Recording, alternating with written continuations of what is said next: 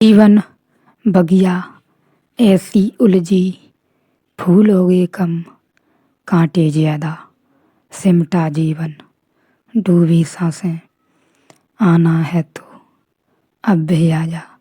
यदि आपने अभी तक अंतिम अध्याय न देखा हो तो अंतिम अध्याय देखें, और यदि आप समझ सकें तो एक नई यात्रा की ओर हम निकल रहे हैं आज से।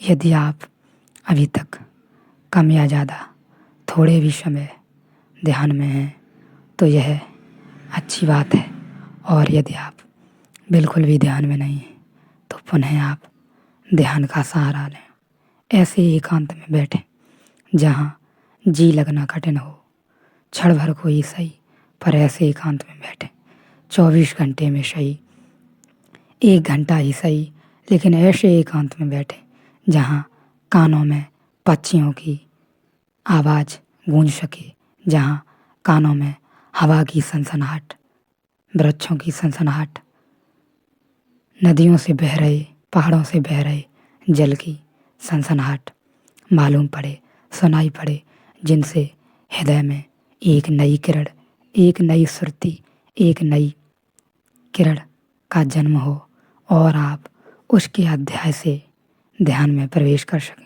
ऐसे अकेले में बैठें जहाँ जी लगना कठिन हो। शुरू में तुम्हारे पैर में चींटी लगेगी, सर में चींटी मालूम होगी, लेकिन वो होगी नहीं, वह केवल मन की चालबाजी होगी। उसे नज़रअंदाज न करें, उसे भी केवल देखें और धीरे धीरे ध्यान में संलग्न हों, क्योंकि सिवाय ध्यान के और हमारे पास कोई उपाय नहीं है अपने आप को जानने का, और अंतरतम में परमात्मा को जानने का, स्वयं को जानने का, प्रेम को जानने का, आनंद को जानने का, या जो भी हम नाम दें। ज्ञानियों ने, जानने वालों ने विभिन्न प्रकार के नाम दिए। किसी ने आत्मा कहा, किसी ने परमात्मा, किसी ने ज्ञान, किसी ने बोधि, किसी ने संबोधि, विभिन्न प्रकार की बातें, लेकिन सबका सार सूत्र एक ही है कि हम स्वयं को जान पाएं और हम ईश्वर को जान पाएं। अष्टावक्र उवाच अविनाशिन मात्मानेक विज्ञाय तत्वत् तवात्मज्ञ धीरश कथम नार्जी रति आत्मानो ज्ञानदो प्रीति विसर्वे भ्रम गोचरे शत्रुज्ञातो लोभो यथा रजत विभ्रमे विश्व स्फुरति यतेन्द्र तरंग इव सागरे सोढ़हम मस्तिम विज्ञाय किम दीन इव धावश्य सूत्रवाणी शुद्ध चैतन्य यतमाति सुंदरम उपस्थित संस्कृतो मलयंत मधि गच्छन्त सर्वभूतेश चात्मानस सर्वभूतानि चारमानि मुनेजंत आश्चर्य ममतब्य मुरजवंते आस्थित परमाद्वैते मोक्षादि व्यवस्थितिम आश्चर्य काम वाशकोशर्गो विकल कैल शिक्षा उद्भूतम ज्ञान मित्र दुर्भावित दुर्बल आश्चर्य काम मा क्षेत्र काल में तन्वित गुरु मात्र शिक्षक ही नहीं है, शास्ता भी है। शास्ता यानी वह है जो जीवन को एक अनुशासन दे, जीवन को शासन दे, जो मात्र शब्द दे वह है शिक्षक, जो शासन भी दे वह है शास्ता। अष्टावक्र शब्द देकर ही संतुष्ट नहीं हो गए, शब्द देने के बाद जो पहला खतरा है उस खतरे की तरफ इंगित हैं। इन सूत्रों में शब्द सुनकर गुरु के इस बात की बहुत संभावना है कि तुम शब्द से ऐसे अभिभूत हो जाओ कि तुम समझो सब हो गया। तुम शब्द को ही पकड़ लो और शब्द को ही सत्य मान लो। सद्गुरु से निकले हुए शब्दों का बल है, ऊर्जा है। उस ऊर्जा और बल में तुम अविष्ट हो सकते हो, सम्मोहित हो सकते हो, तुम बिना ज्ञानी हुए ज्ञानी बन सकते हो। यही पहला खतरा है।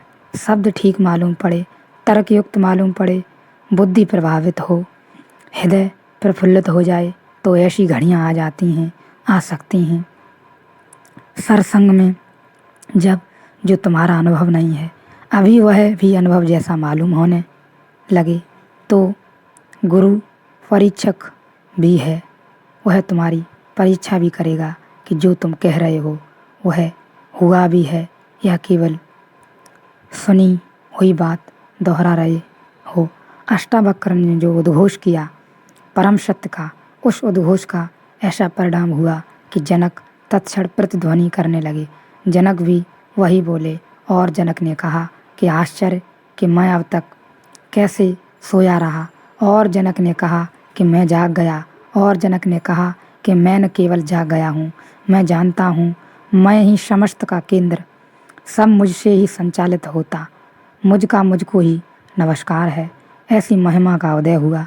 अष्टावक्र चुपचाप खड़े सुनते रहे, यह जो हुआ है इसे देखते रहे।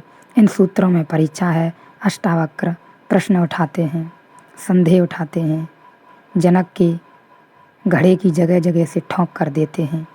कच्चा तो नहीं है, बातें सुनकर तो नहीं बोल रहा है, किसी प्रभाव के कारण तो नहीं बोल रहा है, मेरी मौजूदगी के कारण तो ये तरंगें नहीं उठी हैं, ये तरंगें इसकी अपनी हैं। यह क्रांति वस्तुत्व घटी है, यह कहीं बौद्धिक मात्र न हो। ऐसा हमारे और आपके साथ भी होता है। हम शब्दों को सुन लेते हैं और हमारा हृदय प्रफुल्लित हो जाता है। बुद्धि को शब्द ठीक मालूम पड़ते हैं, लेकिन यह जान लेना जरूरी है सत्संग में बैठे बैठे या सुनते सुनते या ध्यान में बैठे बैठे ऐसा हो सकता है, लेकिन यह हमें बाद में जानना होगा और हम जान भी पाएंगे कि यह वाकई में शब्द हमारे थे या औरों के द्वारा बोले गए तो वह हमारे थे। यह अनुभव की बात है। जब तुम्हारे शब्द होंगे तो तुम्हारे अनुभव में भी आएंगे और वस्तुत्व यह तुम्हारी महाक्रांति की शुरुआत होगी। एक नया जीवन निकलेगा यदि अनुभव तुम्हारे होंगे, शब्द तुम्हारे होंगे।